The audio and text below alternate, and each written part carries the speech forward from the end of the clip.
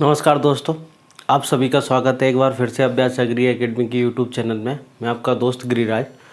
दोस्तों आज स्टार्ट करते हैं एमसीक्यू की जो हमारा अगला सेगमेंट है। हम एमसीक्यू पढ़ रहे थे, तो अगला जो एमसीक्यू का पार्ट है, ये जो एमसीक्यू है एग्रीकल्चर के सभी कॉम्पिटिटिव एग्जाम्स के लिए इम्पोर्टेंट है। अगर आप हमारे चैनल पर नए हैं तो आप हमारे चैनल को लाइक करें, शेयर करें, सब्सक्राइब करें। तो स्टार्ट करते हैं दोस्तों। पहला क्वेश्चन पूछा गया है कि tomato and sunflower can be grow around the year because they are. ऐसा क्वेश्चन में पूछा गया है कि हम टमाटर को और सनफ्लावर को पूरे वर्ष ईयर हम ग्रो कर सकते हैं। क्यों क्या है? क्या वो शॉर्ट डे प्लांट है, क्या वो लॉन्ग डे प्लांट है, क्या वो फोटो प्लास्टिक प्लांट है, या फिर वो डे न्यूट्रल प्लांट है? तो इसका करेक्ट आंसर दोस्तों क्या है कि क्योंकि वो डे न्यूट्रल प्लांट है। क्या होते हैं डे न्यूट्रल प्लांट? क्या होते हैं? ऐसे प्लांट जिनकी फ्लावरिंग पर डे और नाइट का कोई इफेक्ट नहीं पड़ता है, उन्हें हम क्या कहते हैं? डे न्यूट्रल प्लांट कहते हैं। क्या होता है कि इनकी जो फ्लावरिंग होती है, ठीक है ना, इनकी flowering per day length and night दोनों का कोई इफेक्ट नहीं पड़ता है ना। इनकी फ्लावरिंग पर दिन और रात की अवधि का कोई प्रभाव नहीं पड़ता है, इसलिए क्या होते हैं? ये डे न्यूट्रल प्लांट होते हैं। ठीक है, नेक्स्ट क्वेश्चन की तरफ चलते हैं। क्वेश्चन नंबर सेकंड है। क्वेश्चन नंबर सेकंड में पूछा गया है कि एंजियोस्पर्म जो होते एंजियोस्पर्म प्लांट होते हैं, उन प्लांट्स के जो एंडोस्पर्म होता है वो क्या होता है? Endosperm of the angiosperm plant कैसा होता है? क्या एन होता है, क्या 2n होता है, क्या 3n होता है, 4n? तो इसका करेक्ट आंसर होता है 3n। जितने भी एंजियोस्पर्म प्लांट होते हैं, याद रखना आपको, जितने भी एंजियोस्पर्म प्लांट हैं सभी प्लांट का जो एंडोस्पर्म होता है, एंडोस्पर्म का मतलब क्या होता है? भ्रूणपोष। क्या कहते हैं हम हिंदी में? कहते हैं उसको भ्रूणपोष। जो होता है एंडोस्पर्म, वो क्या होता है? 3n होता है। क्या होता है? 3n होता है, क्योंकि ये डबल फर्टिलाइजेशन और ट्रिपल फ्यूजन से बनता है। ठीक है, ये आफ्टर फर्टिलाइजेशन बनता है ना, आफ्टर डबल फर्टिलाइजेशन और ट्रिपल फ्यूजन से बनता है। Double fertilisation and triple fusion के बाद बनता है, तो इसलिए इसे क्या कहते हैं हम? इसलिए ये 3n होता है। ठीक है, नेक्स्ट क्वेश्चन की तरफ चलते हैं। Question number 3, first product of Calvin cycle of C3 plant. C3 plant में जो केल्विन साइकिल चलती है उसका जो फर्स्ट स्टेबल प्रोडक्ट होता है वो क्या होता है? तो इसका करेक्ट आंसर होता है फॉस्फोग्लिसरिक एसिड, PGE होता है। क्या होता है? PGE होता है, फॉस्फोग्लिसरिक एसिड होता है, इसलिए इनको हम C3 साइकिल कहते हैं, केल्विन साइकिल को। ठीक है, नेक्स्ट क्वेश्चन नंबर 4 पूछा गया है, amaranthus is related to which crop of the, किस ग्रुप में आता है? एमेरैंथस विरिडेंस क्या है? एक वीड प्लांट होता है। ये क्या है? एक खरपतवार है। ठीक है, एक वीड प्लांट है, और अधिकतर जो वीड होते हैं वो क्या होते हैं? C4 प्लांट होते हैं। याद रखना, अधिकतर वीड क्या होते हैं? C4 प्लांट होते हैं। क्वेश्चन नंबर 5 है। क्वेश्चन नंबर 5 में पूछा गया है, the ploidy level of antipodal cell. दोस्तों जो एम्ब्रोसैक होता है, इस प्रकार से क्या होता है? एम्ब्रोसैक होता है प्लांट के अंदर, ठीक है, जिसमें 3 एंटीपोडल सेल्स होती है। यहाँ पर क्या होती है? Antipodal cells. ठीक है, एंटीपोडल सेल होती है। यहाँ पर 2 सिनर्जिड सेल्स होती है। क्या होती है? Synergid cell. 2 सिनर्जिड सेल्स होती है, और एक क्या होती है? Egg cell. ये सभी याद रखना आपको हैप्लोइड होती है। ये इनका जो एन होता है, ये सब क्या होती है? एन। ये एन होती है, ये भी क्या होती है? एन होती है। तो तब भी आपसे पूछा जाए कि एंटीपोडल सेल क्या होती है, तो याद रखना हैप्लोइड होती है। क्या होती है? एंटीपोडल सेल हैप्लोइड होती है। सिनर्जिड सेल भी हैप्लोइड होती है, एग सेल भी क्या होती है? हैप्लोइड होती है। ठीक है, नेक्स्ट क्वेश्चन की तरफ चलते हैं। क्वेश्चन नंबर 6 है, crossing between the different variety of same species. Different varieties के बीच कराना। ठीक है, सेम स्पीसीज की डिफरेंट वेराइटी। जैसे सपोज टिक्टिकम एस्टिवम है। ठीक है, टिक्टिकम एस्टिवम ये अपना वीट है, टिक्टिकम एस्टिवम। तो एस्टिवम एक स्पीसीज है, इसकी 2 अलग अलग वेराइटी मान लेते हैं। कल्याण सोना, ठीक है, कल्याण सोना और सोनालिका के बीच हम क्रॉस कराते हैं। सोनालिका के बीच हम अगर क्रॉस कराते हैं तो इसे क्या कहेंगे? तो एक ही स्पीसीज की 2 वैरायटी के बीच क्रॉस कराना इंटर वेराइटल। क्या बोलते हैं इसको? हम इंटर वेराइटल हाइब्रिडाइजेशन कहते हैं। ठीक है, क्या इंटर स्पेसिफिक कहेंगे? इंटर स्पेसिफिक क्यों नहीं कहेंगे? क्योंकि यहाँ पर 2 स्पीसीज, यहाँ पर क्रॉस किसके बीच होता है? Different 2 species. यहाँ पर 2 स्पीसीज के बीच क्रॉस होता है। इंटरजेनेरिक 2 जेनेरा के बीच होता है, यहाँ पर 2 जीनस के बीच क्रॉस होता है। लेकिन यहाँ पर पूछा गया है 2 वैरायटी, तो इंटर वेराइटल करेक्ट आंसर है। ठीक है, नेक्स्ट क्वेश्चन की तरफ चलते हैं। क्वेश्चन नंबर 7 सॉरी है ना, कि टेस्ट क्रॉस कौन सा है? निम्न में से test cross in which following which is test cross का एग्जाम्पल। तो टेस्ट क्रॉस क्या होता है कि F1 का क्रॉस उसके रिसेसिव पेरेंट से, है ना, रिसेसिव होमोजाइगस पेरेंट से क्रॉस कराना। ठीक है, किससे? रिसेसिव होमोजाइगस पेरेंट से क्रॉस कराना F1। तो इसका करेक्ट आंसर देखो ये है, ये F1 है और इसका रिसेसिव होमोजाइगस पेरेंट ये है, तो ये करेक्ट आंसर है। ठीक है, ये दोनों तो हो ही नहीं सकते क्योंकि पेरेंट है ये F1 है, तो लेकिन यहाँ पर ये भी F1 है, तो ये करेक्ट आंसर है। क्वेश्चन नंबर 8 की तरफ चलते हैं। क्वेश्चन नंबर 8 है हमारा, कंप्लीमेंट्री जीन एक्शन F2 पीढ़ी में कंप्लीमेंट्री जीन एक्शन में कितना रेशो आता है? तो दोस्तों 9:7। ठीक है, याद रखना आपको, कंप्लीमेंट्री का रेशो कितना होता है? 9:7 होता है। ठीक है, ये किसका होता है? ये डुप्लीकेट का होता है। 15:1 किसका होता है? डुप्लीकेट का। 13:3 किसका होता है? इनहिबिटरी का। किसका होता है? इनहिबिटरी का होता है। और 9:6 किसका होता है? पॉलीमेरिक जीन एक्शन होता है। Polymeric gene action. ठीक है, याद रखना आपको। क्वेश्चन नंबर 9, क्वेश्चन नंबर 9 की तरफ चलते हैं अपन। क्वेश्चन नंबर 9 क्या कहता है? जीनोटाइपिक रेशो इन F2 generation incomplete dominance, incomplete dominance condition में। ठीक है, इनकम्प्लीट डोमिनेंस मतलब अपूर्ण प्रभाविता कंडीशन में जीनोटाइप रेशो कितना होता है? दोस्तों याद रखना 1:1। ठीक है, कितना होता है? जीनोटाइपिक 1:1 और फिनोटाइपिक भी 1:1 होता है। इनकम्प्लीट डोमिनेंस पूछा जाए आपसे, ठीक है, इनकम्प्लीट डोमिनेंस और कोडोमिनेंस, इन दोनों केसेस में, कोडोमिनेंस इन दोनों केसेस में जो रेशो होता है वो कितना आता है? चाहे वो जीनोटाइपिक रेशो हो चाहे वो फिनोटाइपिक रेशो हो, दोनों सेम आता है। कितना आता है? 1:1 आता है। ये करेक्ट आंसर है। क्वेश्चन नंबर 10 की तरफ चलते हैं। क्वेश्चन नंबर 10 क्या कहता है? Which one of the following cropping can be perform with the tree. ठीक है, अगर हम क्रॉप को किसी पेड़ के साथ लगाते हैं, फसल को जब हम किसके साथ लगाएं? जो हमारी क्रॉप्स हैं, ठीक है, क्रॉप के साथ अगर ट्री लगाते हैं तो ये कौन सा हो जाएगा? Multi storeyed, multi level cropping हो जाएगा, क्योंकि डिफरेंट हाइट की क्रॉप्स हो जाएंगी फिर यहाँ पर, तो मल्टी स्टोरेड क्रॉपिंग हो जाएगा ये वाला। क्वेश्चन नंबर 11, क्वेश्चन नंबर 11 क्या कहता है? Alternate form of gene which is located the same locus of chromosome it is called. तो इसे क्या कहते हैं? तो आंसर है इसे एलील कहते हैं। ठीक है, जीन के जो जीन होती है, जीन के अल्टरनेटिव फॉर्म्स को हम क्या कहते हैं? एलील कहते हैं। ठीक है, तो इसका करेक्ट आंसर क्या होता है? एलील होता है। ठीक है, क्वेश्चन नंबर अगला है क्वेश्चन नंबर अपना 12। क्वेश्चन नंबर 12 क्या है? The intensity of 1 year crop rotation, crop rotation intensity कितना है? ठीक है, तो देखो क्रॉपिंग इंटेंसिटी जो अपन निकालेंगे, क्रॉप रोटेशन इंटेंसिटी, ठीक है, CRI अगर अपन निकालेंगे तो यहाँ पर ऊपर नंबर ऑफ क्रॉप्स कितनी है? Number of crops. ठीक है, ऊपर आता है ईयर ऑफ रोटेशन, नीचे आएगा ईयर ऑफ रोटेशन, है ना, year of rotation into 100। Number of crop कितनी है? 3, 1 2 3, और ईयर ऑफ रोटेशन 1 है, इनटू 100 बराबर 300। तो इसका करेक्ट आंसर कितना है? 300 है। इसका करेक्ट आंसर 300 है। Next question, question number 13, important question है। एक फार्मर है, ये फार्मर ऑन 10 हेक्टेयर लैंड, उसके पास 10 एकड़ ज़मीन है। कितनी है? 10 हेक्टेयर ज़मीन है।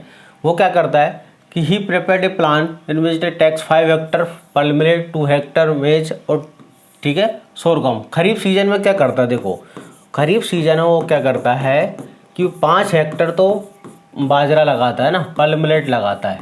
ठीक है, इसके बाद 2 हेक्टर में वो मक्का लगाता है और 3 हेक्टर में वो क्या करता है? ज्वार लगाता है। एक तो ये दिया हुआ है, और 5 हेक्टर में रबी सीजन में, है ना, रबी सीजन में क्या करता है वो? 5 हेक्टर लगाता है, कुछ भी लगाता हो। ठीक है, पल्सेस लगाता है। क्या लगा रहा है वो? पल्सेस लगा रहा है। तो बताओ क्रॉप रोटेशन इंटेंसिटी कितनी होगी? तो है ना, क्रॉपिंग इंटेंसिटी कितनी होगी? Calculate the cropping intensity. देखो क्रॉपिंग इंटेंसिटी कैसे निकालते हैं? ऊपर आता है कल्टीवेशन एरिया, खरीफ रबी में कितना एरिया कल्टीवेटेड किया उसने, तो क्रॉपिंग इंटेंसिटी ऊपर देखो खरीफ सीजन में 5 2 7 और 3 10, ठीक है, 10 प्लस 5 रबी में, और एक्चुअल एरिया है कितना उसके पास? 10। एक्चुअल नीचे आता है एक्चुअल एरिया, नीचे कितना आता है, एक्चुअल जो नेट एरिया इसके पास है कितना है, 10 ही है, तो ये इंटू 100, तो ये हो जाएगा 150%। करेक्ट आंसर क्या है, 150। क्लियर है, तो इसका करेक्ट आंसर आएगा 150% है। Question number 14, development of seed from embryo without fertilization it is called, तो इसको क्या बोलते हैं हम, apomixis. Development of seed from embryo, ठीक है ना, डेवलपमेंट ऑफ सीड का बनना फ्रॉम एम्ब्रो से without fertilization it is called apomixis, इसको बोला जाता है। सीड का डेवलपमेंट होना विदाउट फर्टिलाइजेशन, इसे क्या कहते हैं हम, एपोमिक्सिस कहते हैं। बहुत इंपॉर्टेंट क्वेश्चन है। ठीक, क्वेश्चन नंबर 15, यदि मक्का में क्रोमोसोम नंबर 2n बराबर 20 है तो एलिरोन लेयर का गुणसूत्र संख्या क्या होगी, ये पूछा गया है। यदि मक्का में 2n बराबर 20 है, ठीक है, 2n बराबर 20 है तो एलिरोन लेयर में गुणसूत्र संख्या क्या होगी, तो याद रखना कितना होता है। देखो जो आपको पता है एंडोस्पर्म कितना होता है, एंडोस्पर्म आपको पता है, याद रखना एंडोस्पर्म 3n होता है ना, एंडोस्पर्म 3n होता है। जो एलिरोन लेयर होती है वो एंडोस्पर्म की एक लेयर होती है ना, मोनोकोट्स के अंदर डाइकोट में नहीं होती। मक्का एक मोनोकोट है, तो मोनोकोट के अंदर जो एंडोस्पर्म होता है ना उसकी एक लेयर होती है एलिरोन लेयर, है ना, एलिरोन लेयर जो होती है इसी की एक लेयर होती है। तो ये भी 3n होगी, तो कितना हो जाएगा 30, तो इसकी गुणसूत्र संख्या कितनी होगी, 30 होगी। ठीक है, नेक्स्ट क्वेश्चन की तरफ चलते हैं। नेक्स्ट क्वेश्चन है question number 16, state farming example of. State farming किसका एग्जाम्पल है, स्टेट फार्मिंग क्या टाइप ऑफ फार्मिंग है या सिस्टम ऑफ फार्मिंग है, तो आंसर है सिस्टम ऑफ फार्मिंग, है ना। ठीक है, क्या है, सिस्टम ऑफ फार्मिंग है।